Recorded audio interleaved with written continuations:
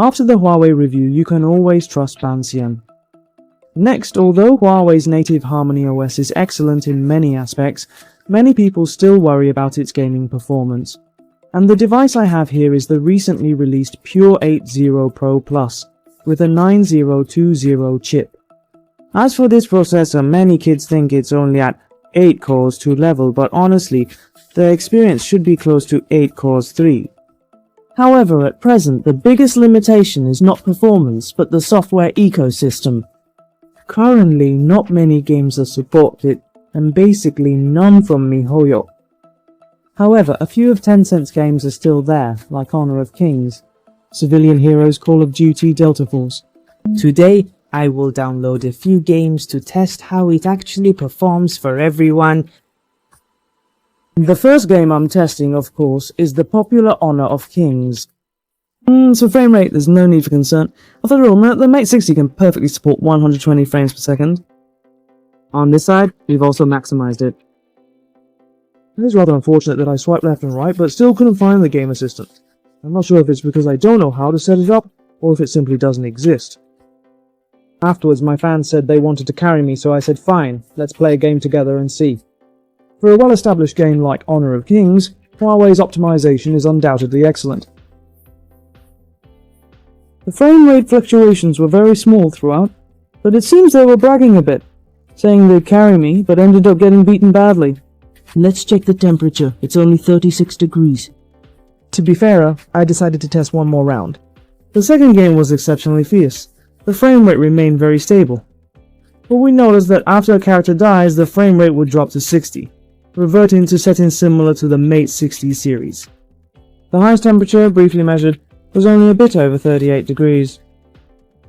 This performance can even be said to be better than many Qualcomm Snapdragon 8 series versions. Then our test naturally is Peacekeeper Elite. Let's take a look at its settings. We see that the frame rate still supports up to 120 frames per second, which is quite impressive. Here, a fan also said they would carry me through a game, but ended up leading me into a trap. So, for one round, they decided to prove themselves. You can see that the parachuting process is very smooth, the whole thing flows seamlessly without any lagging. It can be seen that for this kind of nationally popular game, Huawei's optimization is certainly well executed. When actually playing, personally I felt the experience was quite smooth, but he ruthlessly abandoned me, which caused me to be defeated easily. Although we ultimately won, it was just him, which was quite awkward. Due to the short duration, I immediately started another round. From the experience, the actual feeling is that if you play Peace Elite, this one handles it with ease, because in the end, I truly got the chicken dinner. Let's take out the big baby here and measure its temperature. The highest temperature reached about 40 degrees, which is quite impressive for a game lasting nearly half an hour with full frame rate. Finally, the game tested is Delta, which is a very popular shooting game at the moment. Let's also take a look at the frame rates. Similarly, it can also be set to 120 frames. You can see that in terms of absolute performance, the Kirin 9020 is far stronger than everyone imagined. I have to say, the actual experience is much better than I imagined. Of course, if it were the Mate series with the big screen, it would be even more impressive. From this perspective, applications that can run on the Harmony OS native system are generally optimized to a very high degree. Besides the lack of frame rate enhancement and image quality enhancement features, there isn't too much of a perceptible difference from Android flagship phones.